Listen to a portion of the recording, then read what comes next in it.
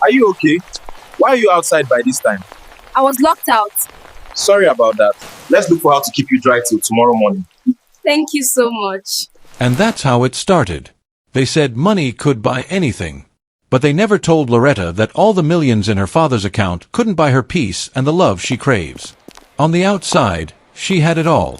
The perfect smile, the designer bags, the luxurious private hostel at Castleview boarding school with a private bathroom. Her father was the owner of one of the biggest luxury hotel chains in Africa. Her mother a fashion consultant who barely blinked at 3 million Nigerian Naira's shoe tags. And Loretta. She was the polished diamond they paraded in magazines and at charity galas. But beneath the flawless makeup, behind the confident wave and curated Instagram stories, was a lonely girl with golden shackles no one could see. That night, the rain didn't just fall. It screamed like it was trying to warn the world of something coming. During a late self-study session, Loretta dozed off in the music hall. She wasn't one to break school rules. Her life was too monitored for that. But when she woke up, rubbing her eyes to find the entire place empty and the time past curfew, panic danced in her chest. She rushed back to her hostel building, only to meet the cold reality. Locked doors and a security system that didn't care if you were rich or royalty. Water soaked through her expensive white and pink uniform, now translucent and clinging to her skin. Her hair had flattened under the downpour, and her carefully crafted appearance melted into something raw and vulnerable. Clutching her soaked books, she tiptoed through the hallway toward the administrative building, hoping to find someone or at least a working intercom. But fate had other plans. Because just as she rounded the corner under the cracked hallway light, she bumped into him. Sorry, he said, stepping back quickly, lifting his umbrella to shield both of them. She looked up, blinking through raindrops. It was Fredrick.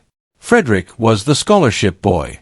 You know the type that wore the same faded hoodie twice a week, always quiet during lunch, head down in class, except when it was sports time. Then, he ran like lightning. He had this raw energy that couldn't be bought, a kind of joy Loretta had only seen in street dancers at Bariga Junction. She has seen him before. The first time, she watched him laugh with the janitor's son behind the garden. Another time, she noticed how he always offered his seat in the library when it got too full. But they had never spoken until now. "Are you okay?" he asked. His voice wasn't like the others. It wasn't wrapped in pretension. It was real. It was warm. She nodded, still stunned. The water dripped from her lashes. "I got locked out," she murmured. He gave a small smile and adjusted the umbrella so it covered more of her. "Come, let's get you somewhere dry." And that's how it started. They didn't even make it to the admin block that night. Instead, they sat on the steps by the back garden entrance, talking. He asked her if she liked music. She asked him what he wanted to be. He said he wasn't sure yet, but it would involve helping people. His mother used to say that was his problem, always carrying others like he had space in his own hands. She laughed. A real laugh. Not the one she does in front of her father's business partners or her followers online. This one came from deep inside, surprising even her. And when he made a silly joke about rich girls getting locked out by accident, she didn't take offense. She rolled her eyes and flicked water at him with her fingers. Time melted. She forgot about calling the school authority. Forgot about the curfew. Forgot about the cold. She didn't even realize her arms had goosebumps until he gently offered her his hoodie. It smelled of detergent and rain, and somehow, it felt more comforting than any fur coat she owned. That night ended with them walking quietly through the hallway back to their class, their shadows long against the security light. "Thank you, Frederick," she said softly as she sat in the classroom. "You didn't have to." "I know," he replied. "But I wanted to." She lay on the desk and slept that night with a smile she hadn't worn in months. But what Loretta didn't know was that Castleview had eyes. And whispers would start the very next day because before they woke up and returned to their hostels, some students were in school already. The next morning at Castleview felt like any other at least, at first. The school bell rang as usual, students rushed out of their dorms, and the smell of toast and fried eggs filled the air around the dining hall. But hidden in the corners, in the spaces between laughter and footsteps, something had changed. Whispers. It started small. Two girls leaning into each other near the lockers. A boy tapping his friend and pointing toward Loretta. Giggles, stares and raised brows. Loretta was seen with Frederick this morning. It's like they spent last night together. That one sentence was all it took to light the fire. By the time Loretta walked into her class, she could feel it, the silence that wasn't really silence. The kind where people stop talking just as you step into the room, only to watch you from the corners of their eyes. She sat at her usual front seat, back straight, face calm. But inside, her heart was unsettled. She could feel them watching. And it wasn't curiosity, it was judgment. Her friend Amanda leaned over, whispering urgently, "Tell me it's not true." "What?" Loretta asked, pretending to be confused. "That you were with Frederick last night. Someone said they saw you two this morning leaving the classroom." Loretta blinked, then smiled lightly. "So, he helped me when I was locked out." Amanda's mouth fell open like she had just been slapped.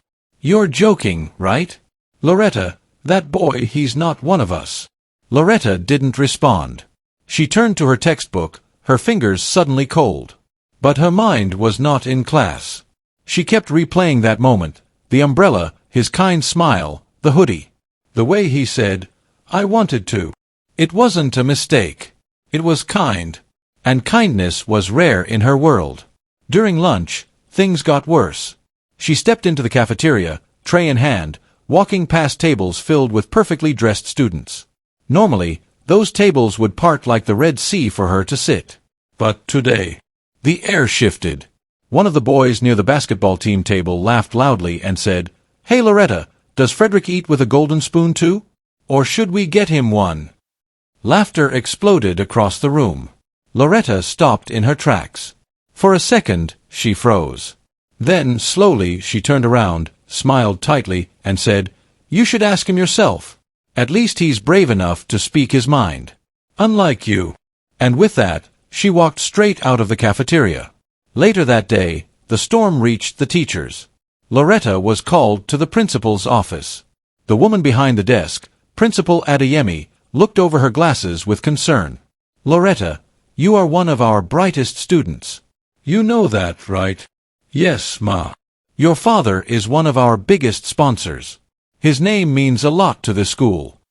Loretta nodded, unsure where this was going. Principal Adeyemi sighed. "Then you must understand why this sudden closeness with Frederick raises eyebrows." Loretta frowned. "Ma, he helped me when I was stuck outside." "That's all." "Yes, but students are talking. Parents are asking questions. I even had to call Frederick in earlier today, just to understand his background." Loretta sat up. "You what?" The principal shifted uncomfortably. "He's on full scholarship. Lives with his aunt. He walks to school some days when transport fails. He's doing his best, but not enough." Loretta's voice was firmer now. "He's smart. He's kind. And he didn't ask me for anything." The principal's tone grew softer. "I'm not saying he's a bad boy. But we must protect your image. Your father has asked that we make sure there's no misunderstanding between you two." Loretta's jaw tightened. "He asked you that?" The principal nodded slowly. "Yes. And I agree with him. It's for your own good." Loretta stood up without permission. "Respectfully, Ma, my father may own hotels. But he doesn't own my heart." And then she walked out. That evening, Loretta found Frederick near the edge of the football field. He was alone, tying his shoelace, the same cracked ones he wore every day. His head was low, but when he saw her, his face lit up with surprise.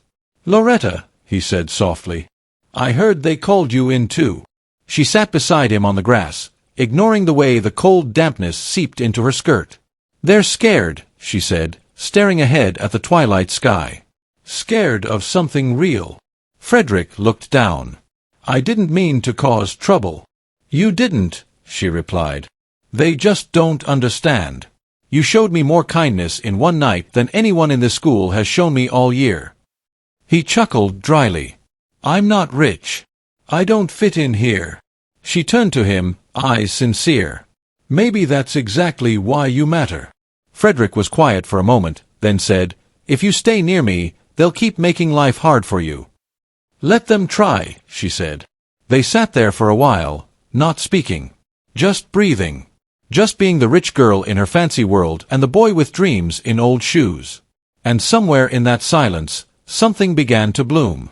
But they had no idea how far the storm would go because what happened next would test everything. In Castleview boarding school, there was a garden most students didn't care for.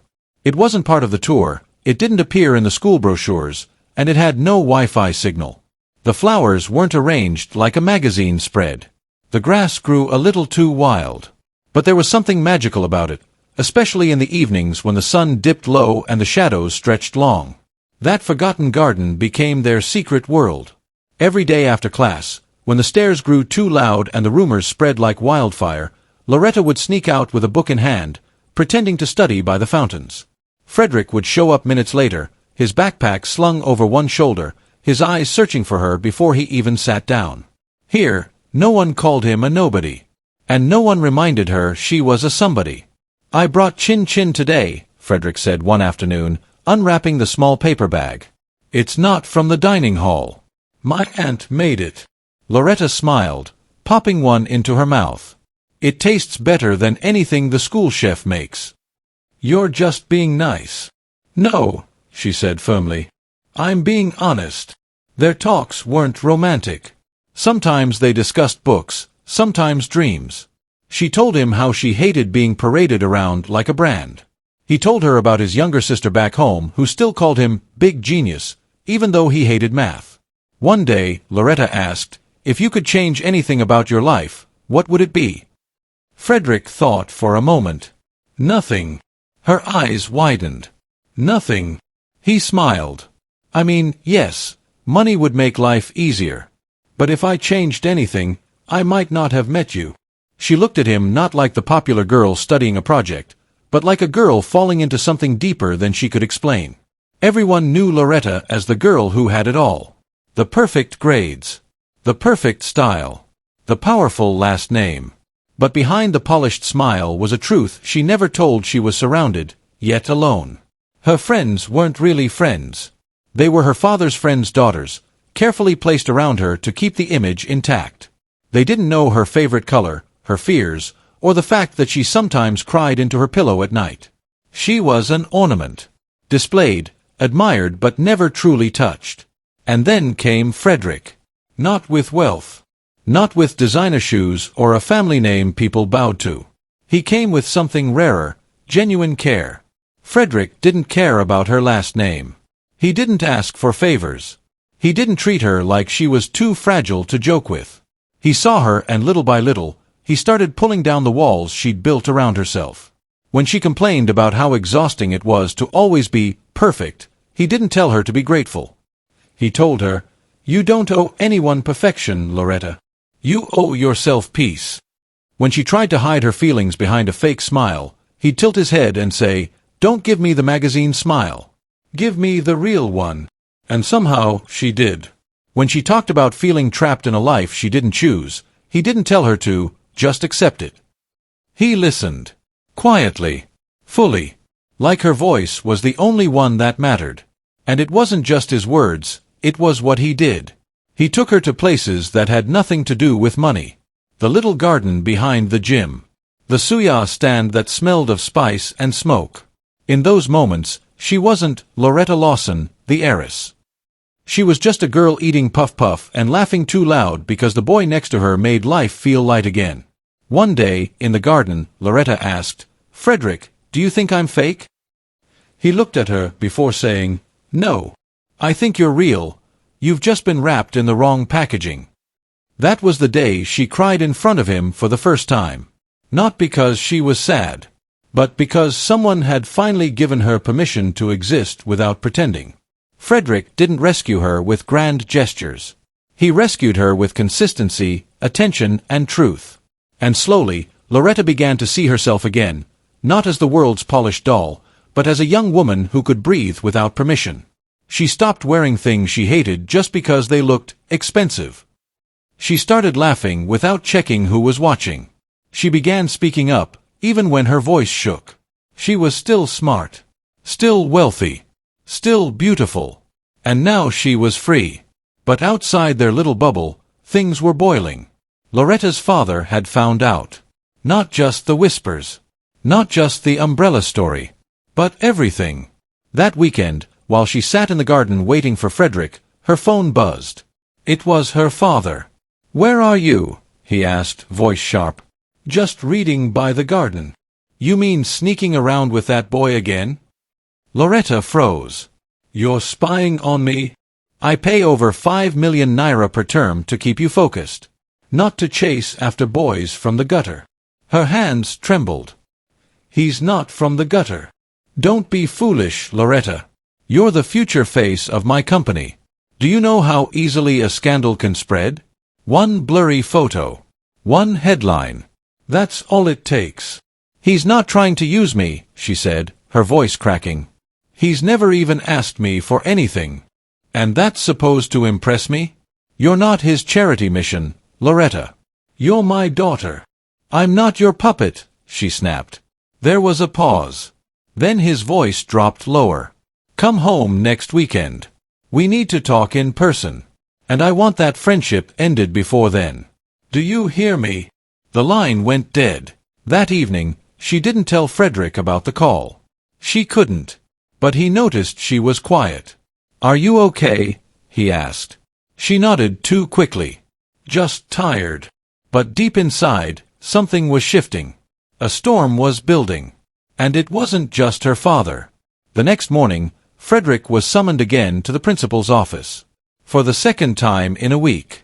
"I've received direct orders from her father," Principal Adeyemi said, her hands folded. "You are to stay away from Loretta." Frederick sat frozen. "I haven't done anything wrong." "No," the principal admitted, her tone softer than before. "But this school survives on support from people like Mr. Lawson. And right now, your presence in Loretta's life is threatening that support. So because I'm poor, I don't deserve to be her friend?" "Frederick," she sighed, "you're a bright young man. You've come far. Don't throw it away." He walked out of the office feeling like the walls were closing in. That evening, he didn't go to the garden. Loretta waited, her book untouched on her lap, the air growing colder as the sun dipped behind the school building. But Frederick didn't come. The next day, she found him near the sports field, avoiding her gaze. "You didn't show," she said. "I couldn't," he replied, eyes on the ground. "They warned me." "Who?" "Your father. The principal. Everyone." Loretta took a step closer. "So that's it. You're just going to disappear." "I'm not like you, Loretta," he said, finally looking up. "You have a future no one can touch. I have a scholarship. That's all I've got. If I lose that, I have nothing." She grabbed his hand, eyes shining. "You're not nothing." He pulled away gently. "I can't lose everything just because of how I feel." She watched him walk away, his shoulders heavy, his steps slow. Like he was leaving behind more than just a girl. Like he was walking away from the only place he ever felt seen. That night, Loretta cried. Not the quiet, pretty tears she was used to, but loud, painful sobs into her pillow. In a world ruled by class and silent rules, sometimes rebellion starts not with a protest but with a folded piece of paper. Loretta hadn't seen Frederick in 3 days. Not in the garden. Not in class. Not even during lunch where he normally ate alone with his little blue cooler. It was as if he had become invisible. Worse, it felt like he had chosen to be. Her heart wasn't just hurting, it was screaming. So, on the 4th morning, she did something she'd never done before. She wrote him a note. Simple, honest, folded and slipped quietly between the pages of his math textbook during break. "You can shut me out, but I won't pretend like you meant nothing. I'll be at the West Gate tonight. Come, or I'll know you gave up on us completely." That night, long after lights out, Loretta did something no heiress at Castleview had ever done. She slipped out in sneakers and a hoodie. No jewelry, no perfume, no phone calls to her parents. Just a small backpack and courage she wasn't sure she even had. She stood at the old West Gate, the one near the back fence where students used to sneak out to buy suya before the school installed security lights. Her pulse thudded in her ears. What if he didn't come? But then, he did. At exactly 8:42 p.m., A soft shadow appeared from behind the water tanks. Frederick. His hair was messy, his shirt slightly wrinkled, and those same worn-out sneakers hugged his feet like second skin. But his eyes, those gentle, conflicted eyes, locked on hers like a magnet. "You came," she breathed. "I read the note 5 times, he replied. "I wasn't going to come. But then I realized I should come." Without another word, she took his hand. They slipped past the gate, through the garden, out onto the quiet back road that led to the main street. It was a Thursday night, and Lagos was alive in its own stubborn, beautiful way. Horns, laughter, Afrobeat spilling from speakers, the distant scent of roasted corn and grilled meat. "This is crazy," Frederick muttered, though he didn't let go of her hand. "It's living," Loretta whispered back. They didn't go far. Just 3 bus stops down to a small local spot called a Jokes Lounge. Nothing fancy, plastic chairs, soft lighting, and a man playing a guitar under a small tarpaulin roof. Nobody stared. Nobody gasped. Here, they weren't Loretta the heiress and Frederick the scholarship boy. They were just 2 teenagers trying to feel something real. She ordered meat pie and zobo. He laughed. "Of all things, that's what you ordered on our first sneaky outing?" "Shut up and eat," she teased. They laughed more that night than they had in weeks. Real, belly-deep laughter. She told him how she once broke a 2 million Nigerian nairas chandelier at her father's hotel and blamed it on a cat. He told her how he and his cousin once started a mini football tournament in their street using slippers as goalposts, and won a meat pie as the prize. "Why do you even like me?" he asked suddenly, eyes on his zobo. Loretta went quiet. Then she said, "Because you don't treat me like I'm fragile. Or expensive. Or someone you have to impress." Frederick looked at her. "You make me feel like I matter. Like I'm not just surviving." Then came a pause. His hand brushed hers, hesitant but hopeful.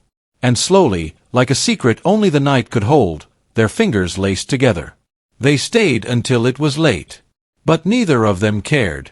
As they walked back, Loretta looked up at the sky, then at Frederick. "Promise me something," she said. "Anything. When it gets hard, don't walk away without telling me why." Frederick nodded. "I promise. But promises are easy in the safety of night. The true test waits in the light of morning." When they reached the school's back gate, Frederick stopped. "You go first. I'll wait 5 minutes before sneaking in." Loretta gave a playful salute. "We're rebels now." But as she climbed the wall and quietly slipped inside the school grounds, she didn't see the small red light blinking across from the gardener's shed. A security camera newly installed was watching, recording, and waiting. The next morning, the whispers weren't whispers anymore. They were shouts. By noon, the entire school had seen it, a blurry video clip posted anonymously on the students' online forum. 2 figures walking into a street lounge. Holding hands. Laughing. One unmistakably Loretta. The other Frederick. In the video, someone had added a cruel caption. "The heiress and the boy with broken shoes. Fairy tale or foolishness." Loretta sat in the library when Amanda marched up to her. "What were you thinking?" she hissed, tossing her phone onto the desk. "You're trending on the forum." Loretta stared at the screen. At her own face. At Frederick's. "I was thinking," she said quietly, "that for once, I didn't want to be scared." Amanda's eyes narrowed. "Do you know what your parents will do when they see this?" Loretta looked away. "They probably already have." And she was right. By evening, her father arrived at the school in person. In a black Range Rover with tinted windows with fury in his steps. But the confrontation wasn't with her. It was with him. Frederick was called to the school gate under the guise of urgent delivery. But what he met was Mr. Lawson. Towering, cold and unsmiling. "You really thought you could steal my daughter in your second-hand shoes," he spat. Frederick swallowed hard, stunned. "Sir, I never—" "Listen carefully, boy," Mr. Lawson interrupted. "If you don't leave my daughter alone, I will make one call, and not only will you lose your scholarship, but no school in Lagos, in fact no school in this country, will accept you." Frederick's voice trembled. "But I love her." The man stepped closer. "Then love her enough to protect her reputation. Walk away. Be the hero in this story, or be the reason it ends in shame. And just like that, the storm swallowed everything. The next morning, Frederick was gone. No goodbye, no note, no warning. Just an empty seat in class. And Loretta. She never cried so silently in her life. There are many kinds of silence. There's the kind that fills a room after a joke falls flat, the kind that follows a broken promise, and then there's the kind Loretta felt on Monday morning. Cold, heavy, and thick with absence. Frederick's seat was empty. Not just empty, it had been cleared. No books, no hoodie hung over the chair, no pencil marks on the desk he always rested his elbow on. She blinked twice. Maybe he was sick. Maybe he was late. Maybe this was all a misunderstanding. But when the principal walked in with a clipboard and made no mention of Frederick's absence, something in Loretta shattered. Amanda leaned in and whispered, "I heard he left this morning. Transferred just like that." Loretta's heart dropped to her stomach. Transferred? No. That wasn't possible. She had just seen him. Held his hand. Shared Zobo and Puff Puff. Made promises under Lego skies. She stood up in the middle of the lesson and walked straight out of the class. The teacher called her name, but she didn't stop. By the time she reached the principal's office, she was shaking. "I need to see Frederick's file," she said, her voice trembling but firm. Principal Adeyemi looked up slowly. "That's not possible, Loretta. He's no longer a student here." "Why?" she demanded. "What happened?" The principal sighed and stood up, walking over to close the office door. "Your father happened." Loretta's knees nearly gave out. "What did he do?" "He offered Frederick a full relocation scholarship, far from here. With conditions." Loretta's lips parted in disbelief. "He bribed him to leave." "He gave him a choice," the principal replied, carefully. "Leave quietly with a new future, or stay and lose everything." "And Frederick took it," Loretta whispered. Principal Adeyemi nodded slowly. "Sometimes, love looks like sacrifice." Loretta didn't cry. Not in the office. She nodded, thanked her, and left like someone walking in a daze. But that night, in her dorm room, she broke. Not the loud, messy kind of breakdown. No. This one was quiet. Tears rolled down her face as she stared at her empty phone screen, praying for a message that never came. She missed him. She missed the way he looked at her like she wasn't a trophy. She missed the sound of his laugh. She even missed those worn-out shoes that everyone mocked. And just when she thought all hope was gone, she found the letter. It was hidden inside the back cover of her music notebook. The one she had carried to the garden every afternoon. At first, she thought it was just an old paper. But when she unfolded it, her heart skipped. Frederick's handwriting. "Dear Loretta, if you're reading this, then I'm already gone. I didn't want to leave like this, but your father didn't give me much choice. He didn't shout. He didn't threaten me with fists. He used something scarier. Power. And I couldn't risk it, Loretta. Not for me. But for you. If I stayed, everything you worked for would become a joke. They'd laugh at you, not me. They'd say you lost your way. That you threw your crown into the gutter for a boy with worn-out shoes. I know you would have fought for me. You already were. But I couldn't let you fight alone, and I didn't have the strength to fight beside you without pulling you down. So I chose to leave. But please don't think I left because I stopped loving you. I left because I love you. And if there's one thing I want you to remember, it's this: you taught me that I was more than my background. More than the dust on my shoes. You made me feel like I mattered. And that will live with me forever. If fate is kind, we'll meet again someday. Maybe not as a poor boy and a rich girl, but as two people who finally found freedom. Till then, shine on, my golden girl. Frederick. Loretta held the letter to her chest like a lifeline. And then, through the tears, she smiled. Not because the pain was gone, but because now she had a reason. A reason to fight. The next day, she walked into school differently. Her head held high, her blouse untucked. No makeup. No earrings. Just herself. She turned down Amanda's gossip and refused the seat at the front. She asked to join the community service club. She volunteered to clean the garden. Whispers followed her again. But this time, she didn't flinch. Because behind every rumor was a truth no one could erase. She had been loved genuinely. And even if Frederick was gone, the story wasn't over. For the first time in 3 years, Loretta didn't show up for the school's monthly photo shoot. It was tradition at Castleview boarding school. Every month, the top students and most well-dressed elite got their pictures taken for the school's social board, posing beside golden banners, polished awards, or on the balcony of the iconic Westbridge Hall. Loretta had always been at the center. The star. The face that made Castleview look like a finishing school for the rich. But this time, her chair was empty. "I think she's sick," someone whispered. "No, I heard she's depressed because of that scholarship boy," another said, trying not to laugh. Loretta heard them. All of them. But she didn't care anymore. She wasn't sick. And she wasn't depressed. She was wide awake because that letter Frederick left behind, it wasn't just a goodbye. It was a beginning. That week, Loretta started doing things no one expected. She joined the cleaning crew. Yes, the cleaning crew. The one that mopped the floors, cleaned the windows, and scrubbed the boards before class. When Mr. Gideon, the janitor, saw her show up with a ponytail and bucket, he laughed. "Madam Loretta, you lost your way," he joked. She smiled. "No, sir. I'm exactly where I want to be." At first, students thought it was a punishment. Some said she was being forced by her parents to humble herself. But when she kept showing up, every morning, every evening, they started paying attention.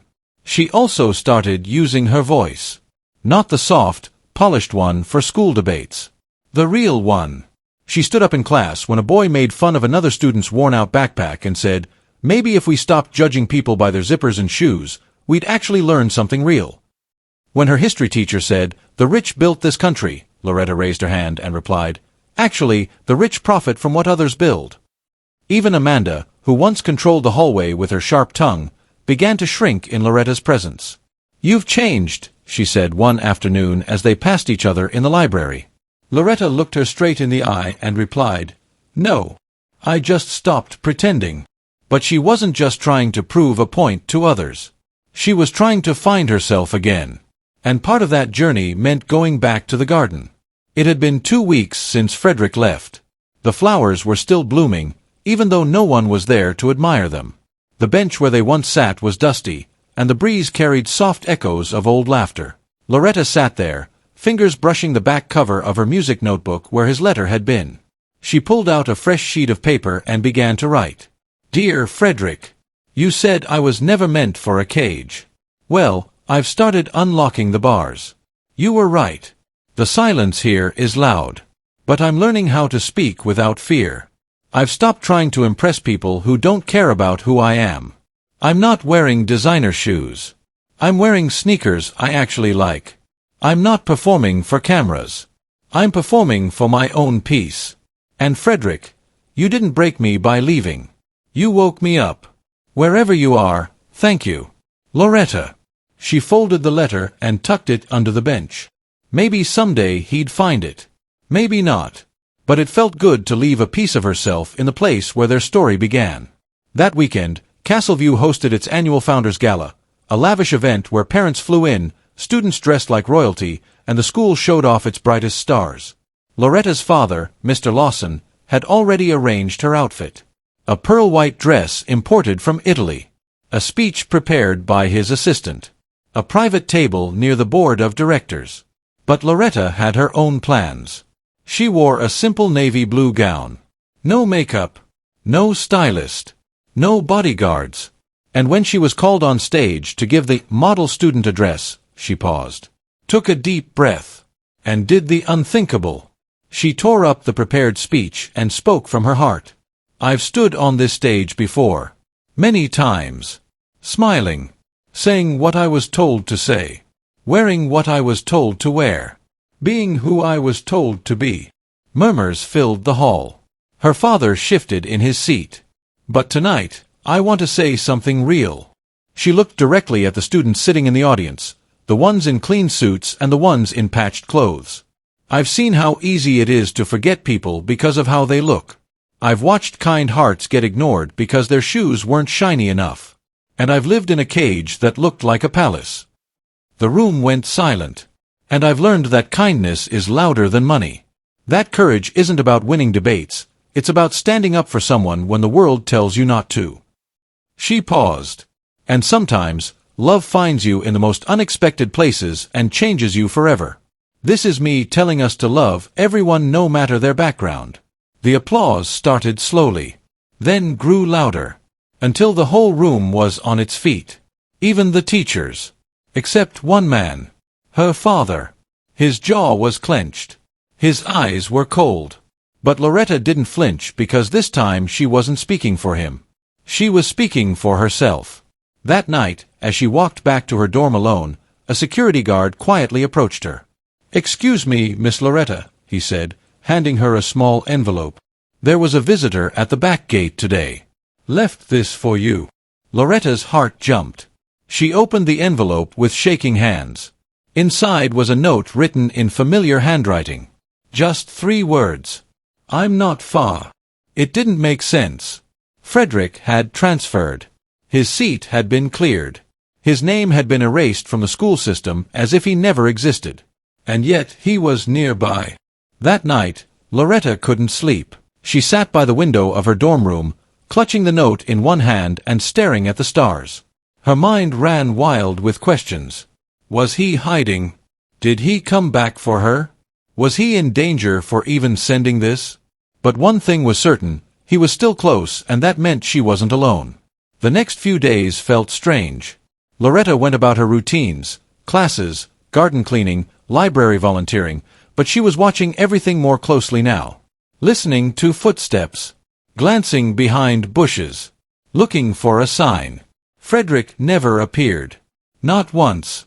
But little things started to happen. On Thursday, she opened her locker to find a small packet of chin-chin, the kind his aunt used to make.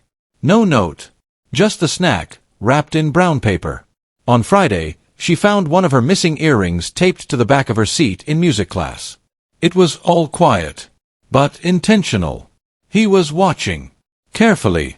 Lovingly waiting for the right moment. That weekend, Loretta took a bold step. She visited the school security post under the pretense of submitting a form. As she chatted casually with one of the guards, her eyes scanned the CCTV monitor wall. Dozens of black and white screens. Corridors. Gates. Dorm entrances. She paused on one. A blur near the back wall. The same spot where she has left the note. A boy in a hoodie, face turned away. But even in the low resolution, she knew that silhouette. Fredrick. "Who checks these tapes?" she asked, trying to stay calm. "Only Mr. Sunday," the guard replied, sipping his tea. "The head security. He keeps them locked." "Why?" "Just curious," she smiled. "They look like movies." She walked out, heart pounding. Something wasn't right. If Frederick was nearby, someone had to know. Someone was helping him, or at least hiding the fact that he was still on school grounds. And that's when the pieces clicked. Mr. Gideon. The janitor. Frederick had always helped him clean the garden. They used to talk like old friends. And he was the only adult in school who treated Frederick like family. Loretta didn't waste time. That evening, while most students were at prep, she snuck behind the gym, down the hidden path that led to the old storage unit where Mr. Gideon sometimes napped. She knocked once. Then slowly, the door creaked open.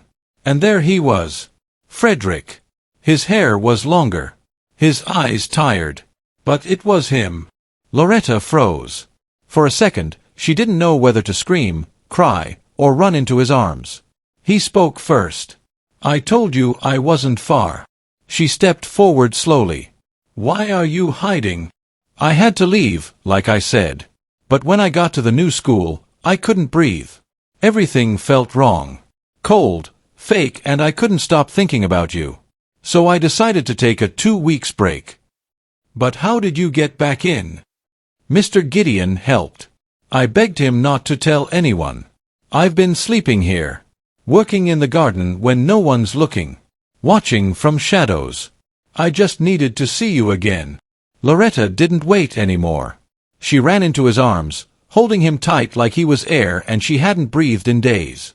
They stood like that for minutes, saying nothing, just holding, just remembering what it meant to feel real. But Frederick had more to say. He pulled away gently. "There's something else." "What is it?" she asked, concerned, filling her voice. He hesitated, then opened a small wooden box tucked behind a chair. Inside were letters. Dozens of them. Loretta's eyes widened. "What are these?" "Letters I sent to the school every week for you.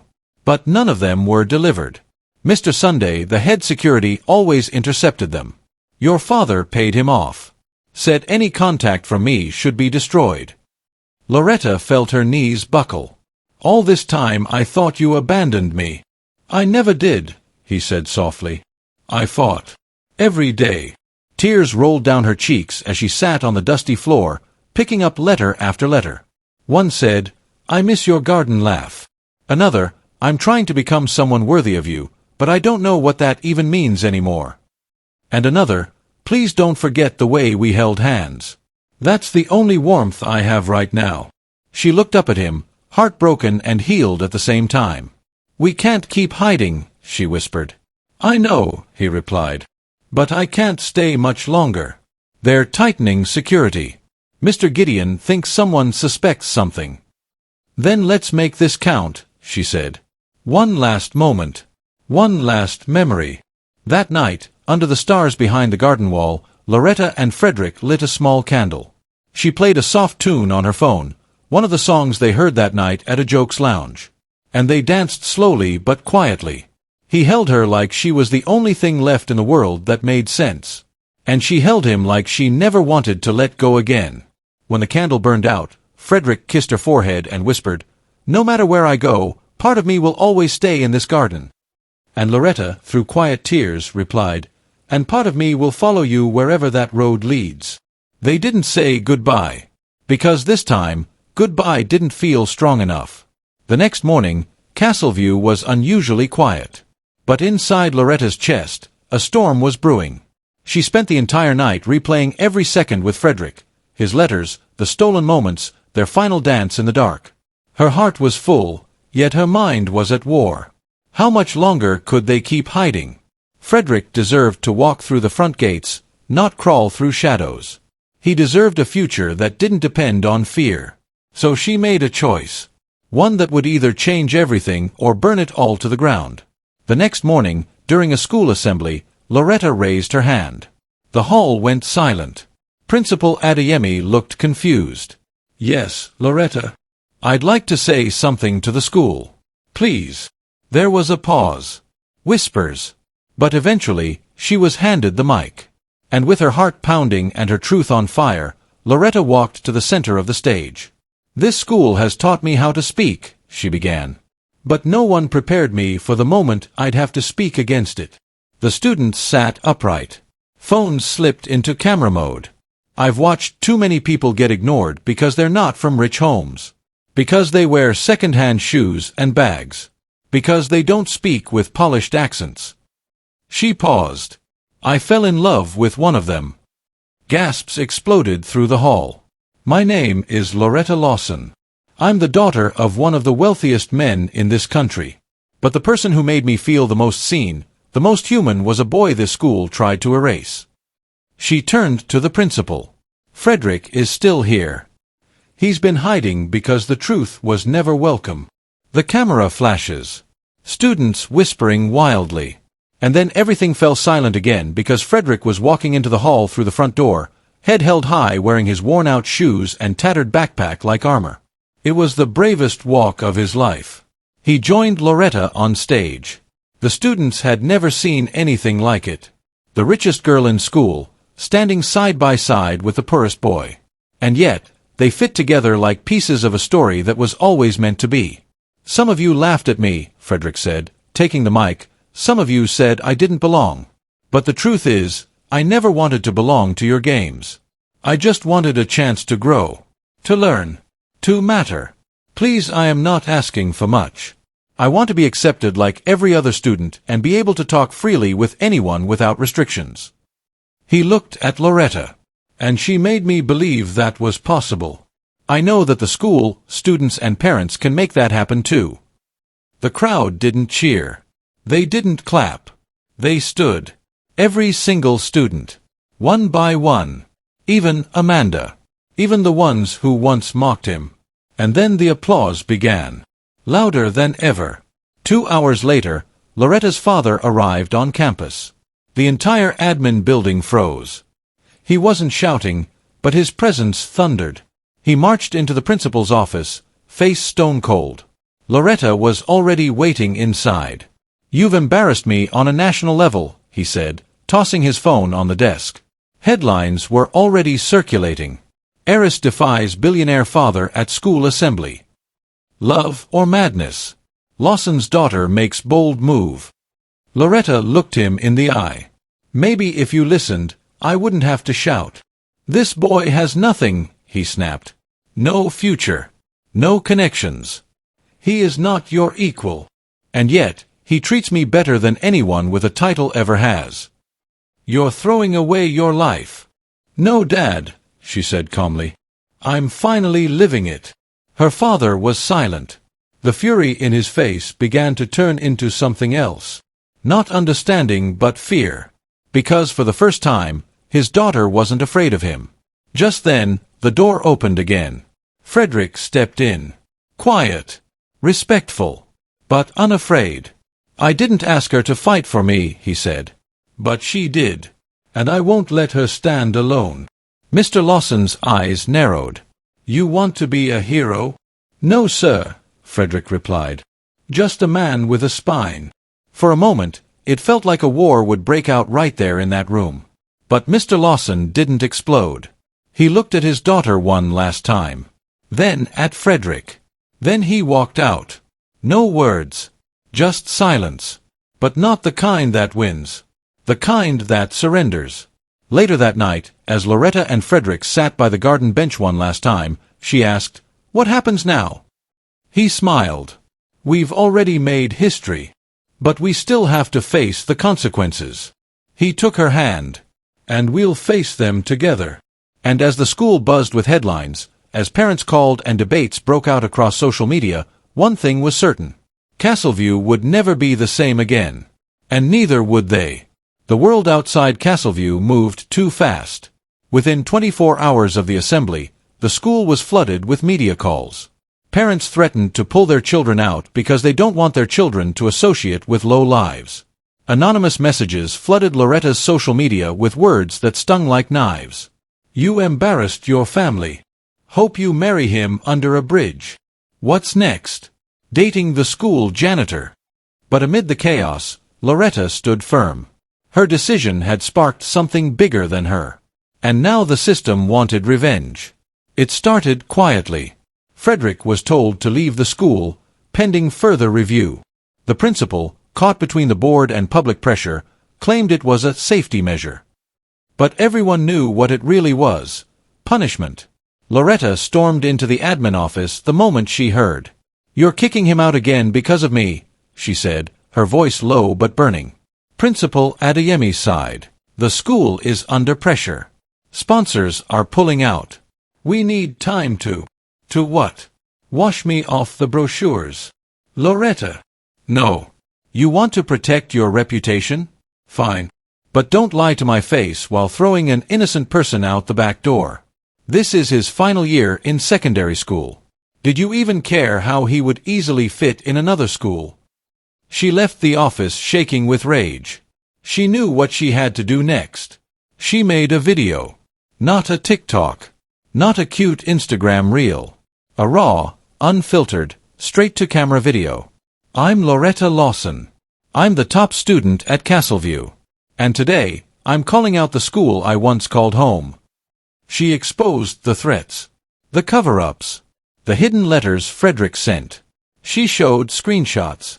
Names. Faces. She told the truth. And the internet exploded. Hashtag Justice for Frederick began trending on Twitter. Old students came forward. Shared stories of bias and classism. Parents split, some furious, others inspired. Suddenly, it wasn't just a school issue. It was a national conversation. And Castleview was drowning in it. Everyone thinks if the poor children won't be acknowledged in the school, why give them a scholarship? The claim was, the school either declares their school only for the royalties or allow anyone in the school to mingle with whoever they want. 2 days later, the school board called an emergency meeting. Students, parents, staff, and reporters. All packed into the assembly hall. In the front row was Loretta and beside her was Frederick, reinstated just hours before the meeting. His name is back on the register. His scholarship was revoked. But the board had one final card to play. Loretta Lawson, the chairman said, your actions have caused significant damage to this institution. The school is offering you 2 options. 1. Publicly withdraw your statements, apologize to the board, and resume school under strict guidance. 2. Resign from Castleview entirely and surrender your position as head prefect and top scholar. The entire room froze. Loretta stood. The mic felt heavier than ever. She looked around. At the teachers who once praised her. The classmates who once followed her every trend.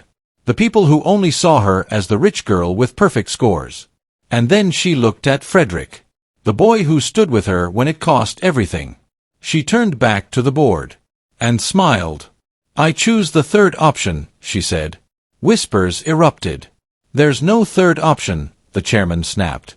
There is now, she replied. I'm not stepping down. And I'm not apologizing. But I am stepping forward, into who I truly am. She turned to the crowd. I'm no longer the school's image. I'm my own. So instead of resigning from the school, I will resign from every position and face my life. The board supported what she said since she had a few months left. And Loretta had never felt freer. After the meeting, Frederick pulled her aside. I don't want you to lose your future because of me. She smiled, brushing his hand gently. Then let's build a new one. Together. But your father will eventually learn he can't buy the version of me he wants forever. Frederick swallowed hard. Do you regret it? Every second I spent pretending? Yes. Every second I've spent since I met you? Never. He looked at her like she was the sunrise. Like no one had ever said something more powerful to him. I love you, Loretta. She blinked. No cameras. No audience. Just them. And she said it back. I love you too, Frederick, and your worn-out shoes.